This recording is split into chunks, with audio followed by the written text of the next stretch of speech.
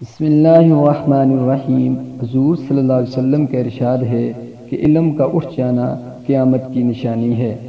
ایک اور عالم دین وفات پا گئے۔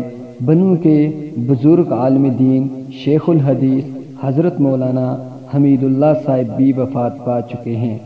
ان کی نماز جنازہ کل 3 بجے ادا کر دی گئی۔ اللہ رب العزت آپ کی مغفرت فرمائے۔ اس کے بعد جامعہ فریدیہ درسمند کے خوش اخلاق استاذ محترم مفتی جوید صاحب کچھ دن علالت کے بعد انتقال کر گئے۔ ان کی نماز جنازہ آج ادا کر دی جائے گی۔